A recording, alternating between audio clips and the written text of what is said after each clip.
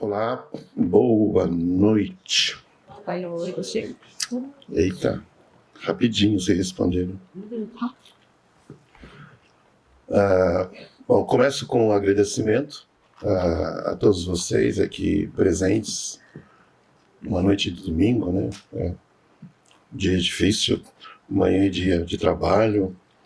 Então, esse esforço de vocês para estar aqui com a gente, agradeço muito. É o último dia da terceira mostra Cinema, Mineração e Meio Ambiente, organizado pelo Instituto Camila e Luiz Taliberti. Meu nome é Wagner Diniz, sou diretor do Instituto, também sou marido da Helena Taliberti, presidente do Instituto, que aqui está. E como Instituto, a gente tem uma satisfação de realizar essa mostra na sua terceira edição. Quero também agradecer aos cineastas que colaboram com essa mostra, em particular os cineastas que estão hoje conosco oferecendo seus filmes. Em primeiro, agradeço a Cecília Engels, que é diretora do Minidoc, que nós vamos exibir primeiro, que é o Minidoc Memorial Vivo. A Cecília Engels está aqui com a gente. Agradeço também ao André Delia, que é o diretor do filme O Monstro de Ferro contra o Sul da Bahia, que nós vamos exibir a seguir.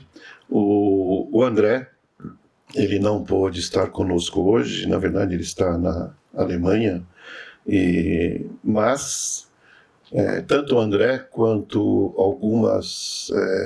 alguns participantes do filme dele gravaram um depoimento para nós, e depois do filme, então nós exibiremos esses depoimentos, né? E aí a gente faz uma conversa, né, sobre os filmes e sobre os temas que a gente traz aqui. Quero agradecer também muito especialmente aos nossos voluntários que atuaram, né, no suporte, na logística, lá na entrada, na recepção, na nossa comunicação, no audiovisual. Agradeço muito carinhosamente também a Marina, nossa coordenadora de projetos, que quem coordenou toda essa mostra, tem coordenado as mostras e as nossas exposições também. E agradeço Reserva Cultural, que nos apoiou nesses dias de exibição. Agradeço a equipe de comunicação, de audiovisual aqui do Reserva também. Essa mostra, ela tem como objetivo dar visibilidade à história de pessoas e a história de territórios que têm sido impactados pela mineração. É um tema que a gente entende que tem muita urgência falar desse tema, provocar sensibilização, reflexão, provocar mobilização também, porque é um tema delicado que afeta vidas humanas e trata das questões também de sustentabilidade. É muito urgente, até porque nós estamos num contexto muito difícil, né, que é esse PL da devastação, que está aí em jogo ainda, e toda essa questão climática, né, que nos afeta e que nos faz pensar sobre o destino da própria humanidade. Então, a nossa ideia é ter um lugar que a gente possa fazer um debate, uma reflexão, apontar eventualmente caminhos, e na tentativa de fortalecer a consciência ambiental, né, com o público de São Paulo, né? E aí acho que vale a pena fazer essa ressalva, né? Porque a gente escolhe São Paulo não só porque nós, o Instituto, somos daqui de São Paulo, né? Mas porque é importante falar disso, porque muitas vezes a gente pensa que tema de mineração, meio ambiente, né, e o impacto da mineração não é com a mineração está muito distante, né?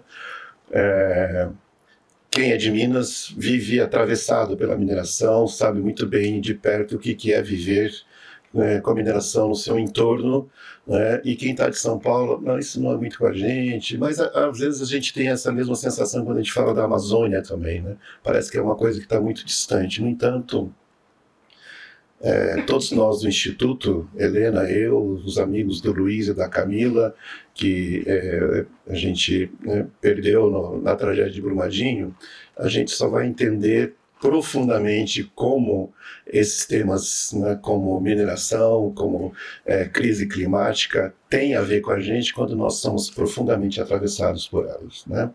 E, então, a gente traz, né, essas expressões, né, para ampliar e abrir essa conversa, né? E obviamente, assim, para nós é muito importante que a arte e o ativismo caminhem juntos. Foi a escolha do Instituto. Nós escolhemos, né, a linguagem que a arte traz como forma de falar dessas coisas, né? E a gente busca transformar o silêncio dessas histórias em tema de conversa pública. De alguma forma, a gente procura inspirar ações, né, privadas no particular e ações públicas também, né? A Helena costuma falar que a morte dessas pessoas, 272 pessoas em Brumadinho, não pode ter sido em vão, né? E a gente acredita que não foi em vão. Então, por isso a gente faz, porque a gente não quer e a gente acha que não pode ficar calado. A gente tem que falar, tem que dar voz para as nossas próprias dores e esperanças, e a gente também tem que dar voz para aqueles que não têm voz. Por isso, também faço assim um desafio com vocês. Além, depois do filme, fica mais um tempo com a gente para a gente poder conversar sobre tudo isso. E, finalmente, quero dar só um recadinho sobre o ingresso que vocês têm aí. Peguem o ingresso de vocês, dêem uma olhadinha agora no ingresso. Não é nenhuma surpresa, não vai ser nenhum brinde escondido dentro do ingresso para vocês acharem agora, né? Mas é só que eu quero que vocês deem uma olhada no ingresso, aí vocês veem que no ingresso tem 2 QR Codes, né? Tem um QR Code que é um QR Code de avaliação. Quero muito que vocês, depois da sessão, façam uma avaliação e nos ajude dando ideias, dicas de como a gente pode melhorar essa amostra, o que fazer. Para o Instituto isso é muito importante. E tem um outro QR Code que vocês podem até testar agora se está funcionando ou não, né? Se funcionar, que ótimo, é um QR Code de doação, né? Aí vocês podem fazer essa doação, porque a amostra precisa também de recursos para poder continuar fazendo outras mostras, né? Então, mais uma vez, nosso agradecimento.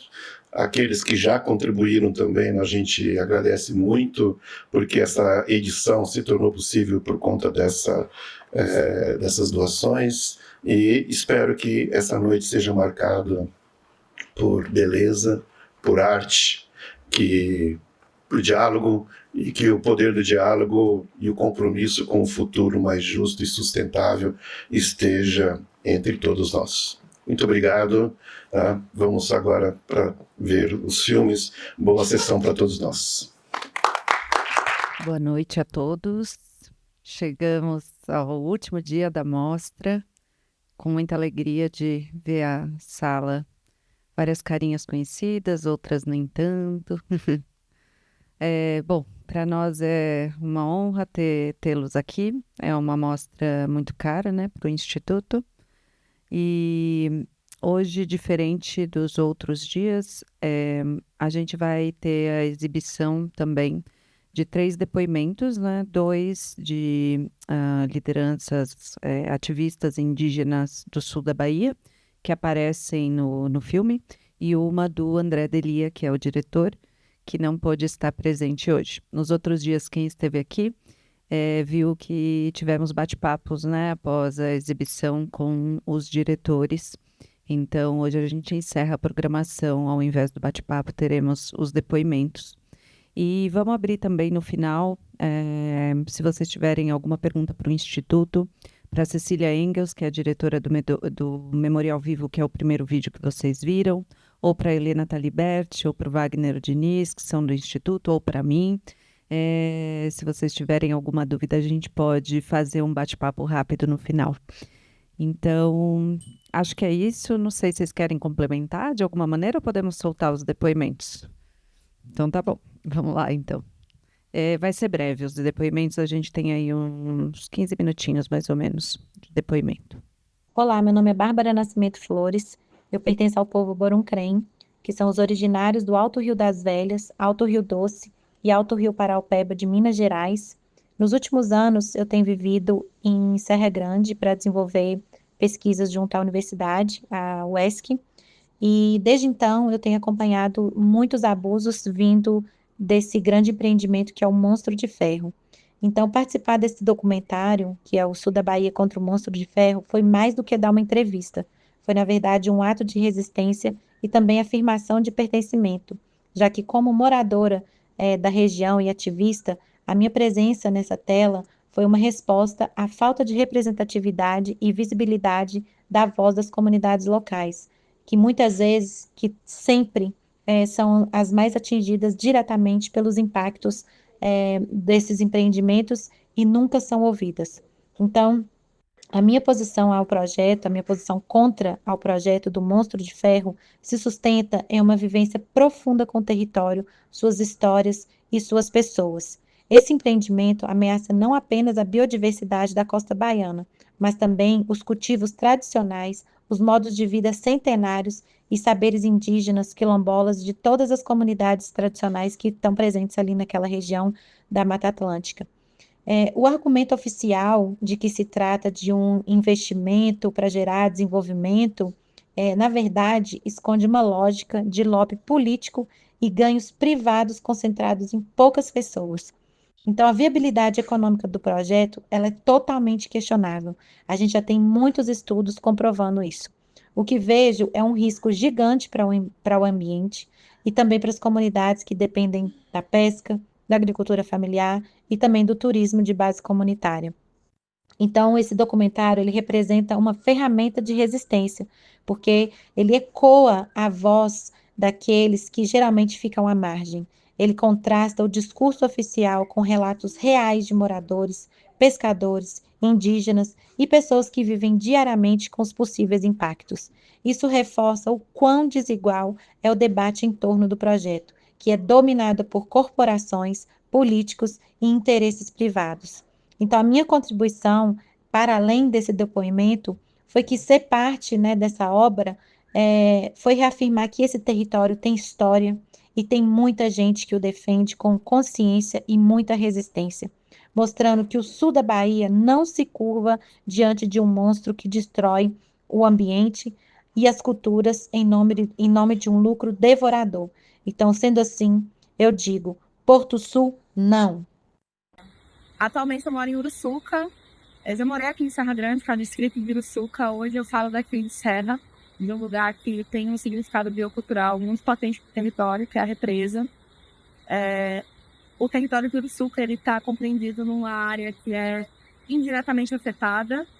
A gente faz divisa com Ilhéus, né, que é o território onde está sendo implementado o Porto Sul. O Porto Sul é um complexo logístico intermodal. Então, são várias etapas, vários processos, e desde a década de 90 existe esse projeto. Só naquele momento, em 2007, mais ou menos, ali com os PACs, né, que são os Programas de Aceleração ao Desenvolvimento, ao Crescimento do Brasil, a partir do investimento federal, que existe uma pressão maior para a instalação desse porto.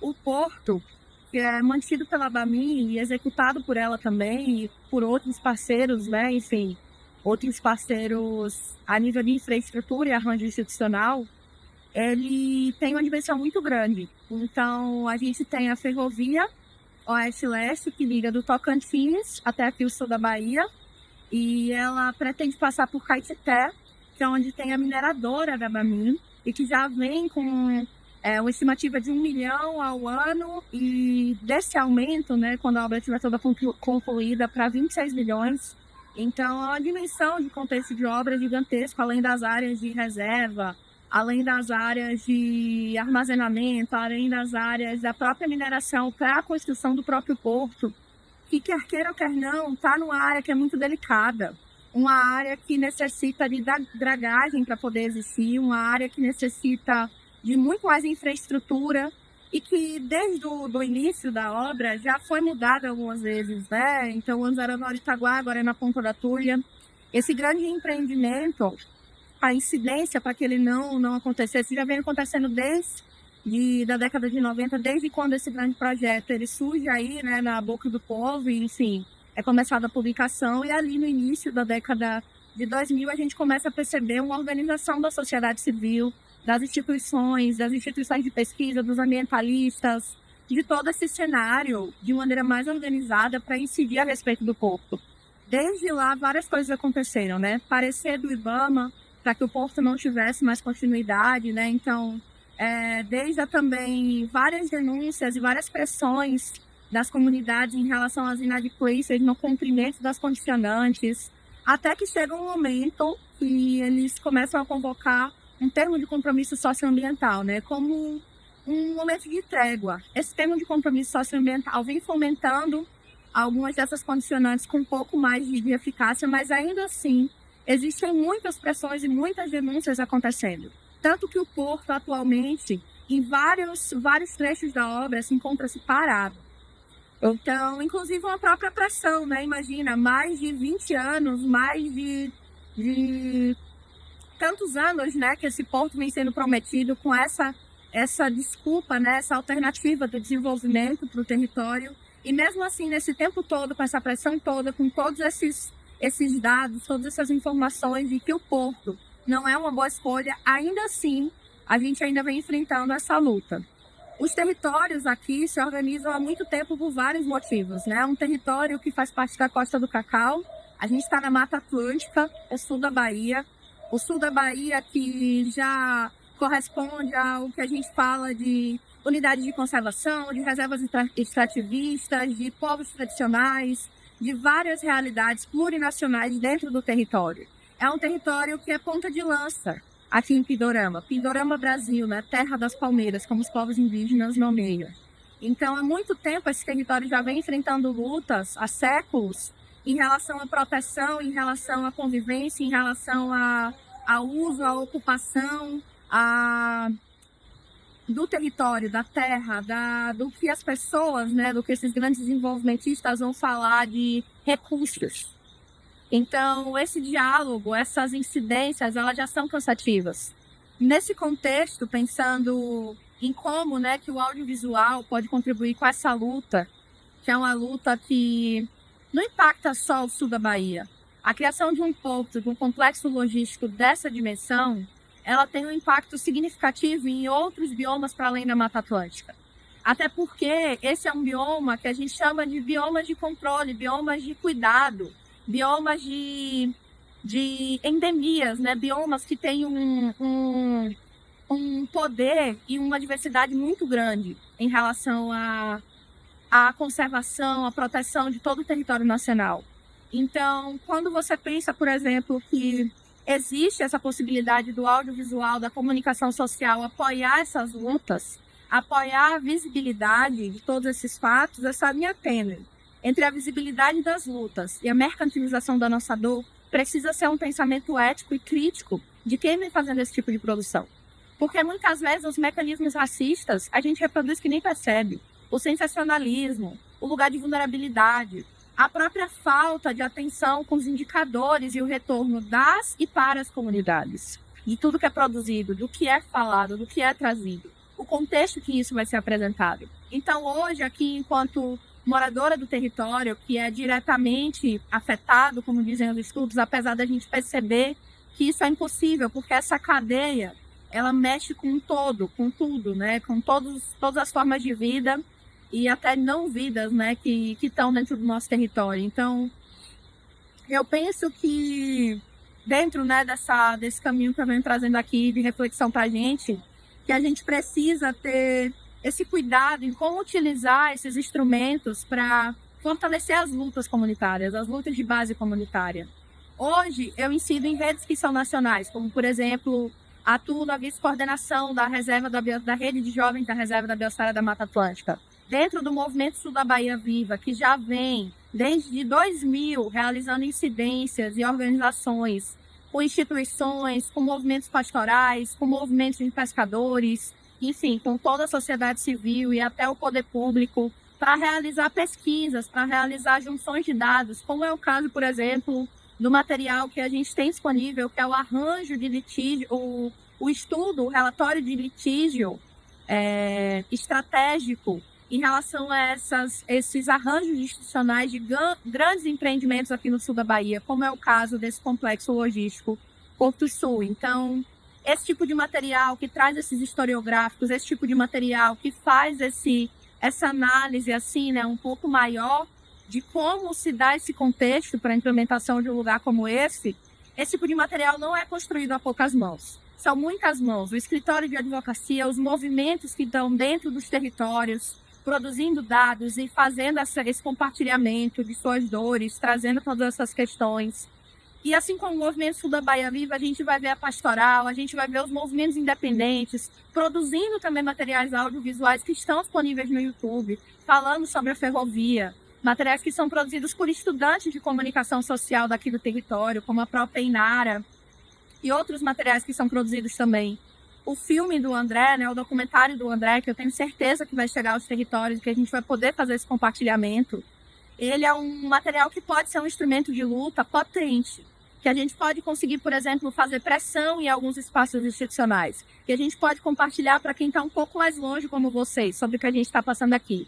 Mas a gente nunca pode esquecer de sempre ter esse cuidado, principalmente para vocês que estão nessa mostra de cinema, de refletir como a gente ouve, como a gente cuida, inclusive da segurança de quem vai se expor nesses espaços, de quem vai compartilhar suas dores, para que a gente faça isso de maneira cuidadosa, de maneira ética com quem luta também.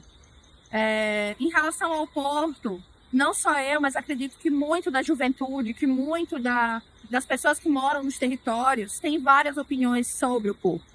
Ao mesmo tempo que vai trazer coisas assim que vão de alguma maneira fortalecer, né, a economia, fortalecer, enfim, tudo que eles alegam, em contrapartida, traz uma destruição que a gente ainda não consegue medir os impactos. Então, acredito eu que enquanto a gente puder, enquanto sociedade civil, enquanto pessoas que estão organizadas, tá atento ao que vem acontecendo, inclusive nesses momentos de paralisação, se torna importante. Porque a gente realmente não tem todas as informações. Apesar de ter o termo de compromisso socioambiental, ainda existem muitas fragilidades no que se diz respeito à participação do povo nesses espaços que deveriam vir desde o início, como consultas populares. Por isso também que o IBAMA vai emitir parecer. Falta consulta com os povos indígenas, falta consulta com os povos quilombolas, falta os recursos da desapropriação de terras que foi feita para muitas pessoas que foram impactadas diretamente. Eu realmente acredito que existe uma linha tênue também entre... Hoje eu conversava com uma amiga mais cedo sobre o que é o cinema e o que são essas produções audiovisuais, né, que a gente pode utilizar como ferramentas. Então, que por mais que seja importante, sim, a gente criar comoção, a gente criar mecanismos para que esses materiais circulem em grande escala, também é muito importante que a gente se apegue ao simples e que se apegue muitas vezes a o que a gente vai falar que são passos para trás, talvez, mas a ouvir realmente como as comunidades querem ser retratadas nesse contexto. Eu sei que talvez dê mais trabalho, porque o recurso que se tem é pouco. A captação para produzir grandes materiais como esse também não vem, sabe, do Estado ou de, enfim, de grandes públicos, não se tem muitas mãos para fazer. Mas imagina que essa luta não começa só com a produção desses materiais. Então, a gente também está falando de vidas, a gente também está falando de realidades, isso tudo é muito delicado para todo mundo. Eu agradeço muito ao André pela oportunidade também de ter feito parte desse movimento. Agradeço ao Instituto pelo convite também para poder dar essa palavrinha. E espero que as reflexões que eu tenha trazido e um pouquinho do contexto do Porto Sul, né, até porque vocês vão estar assistindo esses materiais, possa corroborar para esse apoio, para esse fortalecimento, para essa teia de luta aqui no território também. Obrigada. E na Tequeru. Boa tarde, meu nome é André Delia, eu sou diretor e produtor do filme O Monstro de Ferro contra o Sul da Bahia, em parceria com o Instituto Camila e Luiz Taliberti, o Movimento Sul da Bahia Viva, o SOS Mata Atlântica, a BenTV Diversidade, dentre outros parceiros muito importantes. O filme ele trata sobre a construção de um porto para escoamento de minério de ferro a 15 quilômetros ao norte de Ilhéus, no sul da Bahia, a construção da ferrovia Oeste-Leste e a mina Pedra de Ferro, em Caetité, na Bahia. Então, sobretudo um projeto de mineração de ferro, e o filme é um filme ativista, é um filme abertamente contrário à implementação desse projeto. Eu estou muito feliz de que o filme vai passar na presente mostra Cinema, Mineração e Meio Ambiente, né, a terceira mostra. Então venho aqui para, sobretudo, agradecer, desejar que vocês tenham uma boa sessão, agradecer a presença do público, o cuidado dos curadores e organizadores da mostra. Eu gostaria muito de estar presente para responder perguntas e participar do debate, e também contar um pouquinho da campanha Não Vale, que é uma série de curtas na internet e uma petição online para que a Vale não compre a Bahia Mineração, possibilitando assim que o governo federal, via o Ministério de Portos e BNDES, faça um repasse no valor de 6 bilhões de reais a esse projeto que não tem um menor cabimento, né, do ponto de vista social ou ambiental, e também que esse dinheiro não vai voltar, né, porque é um projeto ruim, não é um projeto eficiente nem em termos de mineração de ferro, e muito menos benéfico para a população local, né? Os impactos ambientais são gigantes, a barragem de rejeito proposta para Guanambi e Caetité é muito grande.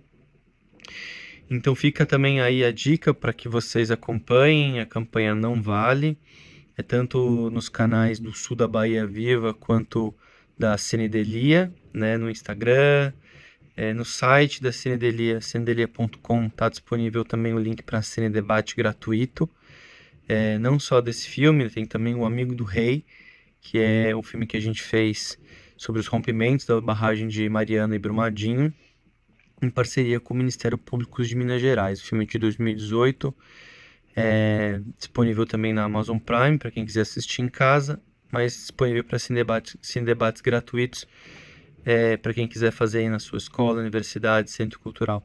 Esse e outros filmes também, né? Os Cinzas da Floresta, o próprio Monstro de Ferro contra o Sul da Bahia já está disponível para esse uso de forma gratuita também.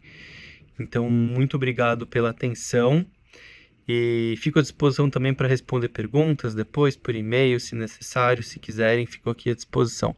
Mais uma vez, perdão de não poder estar presente, eu estou na Alemanha cuidando de outros assuntos, também dessa série que a gente está fazendo sobre justiça climática. Valeu, uma boa sessão para todos, um grande abraço, um beijo. Uma forma da gente encerrar, fechar esse ciclo aí de 4 dias de evento, a gente pensou em abrir para vocês perguntarem questionamentos que vocês tenham direcionados ao Instituto, neste caso, e comentários também. E aí, como temos a presença ilustre aqui da presidente e do diretor, acho que as perguntas podem ser para eles, mas também podem ser eventualmente para mim ou para a Cecília, que é a diretora do Memorial Vivo. Alguém? Nossa. Tudo bem também. Tudo bem também. Agora eu vou fazer uma pergunta para você. Vai. Então, eu queria só comentar mesmo, né, que o filme do André é um soco no estômago, né? Dá vontade de cortar o pulso e, né, desistir, vamos embora, acabou, não vai dar nada mais certo, estamos perdidos, né? Até em quem a gente já chegou a colocar um pouco de esperança, a gente também, né, parece que puxa o tapete, né? Mas é interessante porque, mesmo assim, o André fez o filme, né? E o Instituto teve, assim, um orgulho muito grande de apoiar a realização desse filme. E ontem também, o filme de ontem, os diretores estavam aqui, e eles meio que também assim, olha, a gente está aqui, embora às vezes a gente é pessimista, a gente está aqui porque precisa fazer. O momento exige que a gente faça essas coisas, porque não dá para ficar quieto, não dá para calar a nossa voz e nem calar a voz de quem está nos territórios. E um filme desse, acho que ergue a voz de tanta gente, né, que tentam inviabilizar, tentam apagar da história, mas estão aí, essas pessoas estão aí falando, dando seu depoimento, marcando, fazendo um registro para a história. Então, eu acho que, apesar de o cenário parecer apocalíptico, né, lembrando do apocalipse nos trópicos, né, eu acho que a resistência, ela existe e precisa continuar. Acho que é isso.